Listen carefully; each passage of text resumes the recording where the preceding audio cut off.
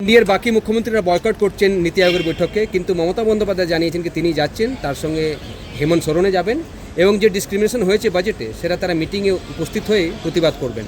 কথা হলো ইন্ডিয়া জোটটা কবে ছিল? একটা জয়েন্ট প্রেস কনফারেন্স করতে পারেনি নির্বাচনের আগে, একে অন্যের বিরুদ্ধে লড়াই করেছে বিভিন্ন রাজ্যে।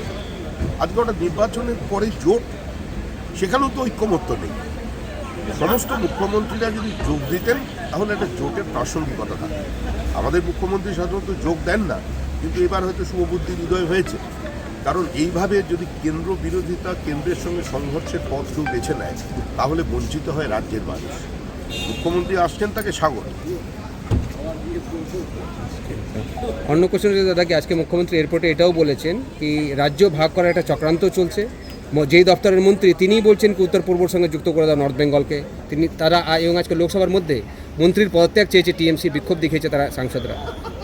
দেখুন, মুখ্যমন্ত্রী যে মাটিতে দাঁড়িয়ে মুখ্যমন্ত্রী হয়েছেন, যে মাটিতে দাঁড়িয়ে কথা বলছেন, সেই মাটিটা আজকে ভারতবর্ষের মধ্যে আছে। ডক্টর শ্যামাপ্রসাদ মুখার্জি, এন.সি. চ্যাটার্জি, নদিয়ার রানী জ্যোতির্ময়ী, সুনীতি চ্যাটার্জি, রমেশচন্দ্র মজুমদার, মেঘনাথ ছায়াদেন্দ্র, বরেণ্য ব্যক্তি।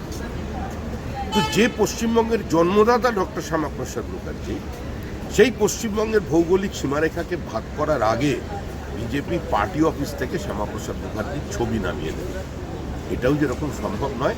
সুতরাং এ ধরনের বক্তব্য রাজনীতির জন্য চলতে পারে, কিন্তু বাংলার সুস্থ স্বাভাবিক মানুষ জানে যে বিজেপি কোনো খণ্ডবিখণ্ডের রাজনীতিতে বিশ্বাস করে না। আর যে কথা সুকান্ত মজুমদার বলেছেন সেটাকে ভুলভাবে উপস্থাপিত করা হয়েছে। মুখ্যমন্ত্রী মানুষের সামনে দাঁড়িয়ে বলুন উত্তরকন্যা তৈরি করবার পরে উত্তরবঙ্গের মানুষের জন্য বাজেটের অ্যালোকেশন কত ছিল, আর যে টাকা তিনি উত্তরবঙ্গের জন্য দিয়েছেন সেই টাকার কত পরিমাণ তিনি সাইফন অফ করে অন্য কোনো মন্ত্রকে সরিয়ে নিয়ে গেছেন। সর্বোচ্চ খরচা হয়েছে এক বছরে একবারই 42%, বাদ বাকি কোনো সময় 22%, 24%, 23%। এটা হচ্ছে হিসাব। উত্তরবঙ্গ বঞ্চিত, অবহেলিত, উপেক্ষিত। উত্তরবঙ্গের জন্য মুখ্যমন্ত্রী কোনো সদর্থক পদক্ষেপ গ্রহণ করতে পারেননি। সুতরাং এই ধরনের বিবৃতিকে হাতিয়ার করে তিনি তার ব্যর্থতাটাকেই ঢাকবার চেষ্টা করছেন। দাদা, কোচবিহার, গ্রেটার কোচবিহারে যারা দাবি করছিলেন অনন্ত মহারাজ তিনি সাংসদ হয়েছেন, কিছুক্ষণ আগে তিনি এসেছিলেন এবং তিনি জানিয়ে গেছেন যে প্রধানমন্ত্রী তাকে আশ্বস্ত করেছেন, স্বরাষ্ট্রমন্ত্রী তাকে আশ্বস্ত করেছেন যে তাদের পৃথক রাজ্য তারা করবেন। এমনকি চিঠিও দিয়েছেন পিএমও। অনন্ত মহারাজ এখানে দাবি করে গেছেন, কিছুক্ষণ আগে টিভিতে বলে গেছেন কি তিনি প্রধানমন্ত্রীর সঙ্গে দেখা করেছিলেন, তিনি স্বরাষ্ট্রমন্ত্রীর সঙ্গে দেখা করেছিলেন, তিনি অ্যাসুরেন্স পেয়েছেন কি তাদের রাজ্য তারা বানিয়ে দেবেন। আমি যতদূর জানি প্রধানমন্ত্রী এবং স্বরাষ্ট্রমন্ত্রী সুস্থ মানুষ।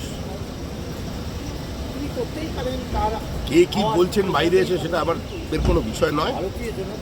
পশ্চিমবঙ্গে ভারতীয় জনতা পার্টি এবং ভারতীয় জনতা পার্টির সর্বভারতীয় নেতৃত্ব পশ্চিমবঙ্গ বিভাজনের বিরুদ্ধে, এটাই পার্টির অবস্থান এবং আমি যেটা বলছি এটাই পার্টির বক্তব্য। এর বাইরে যদি কেউ কিছু বলেন সেটা বিচ্যুতি।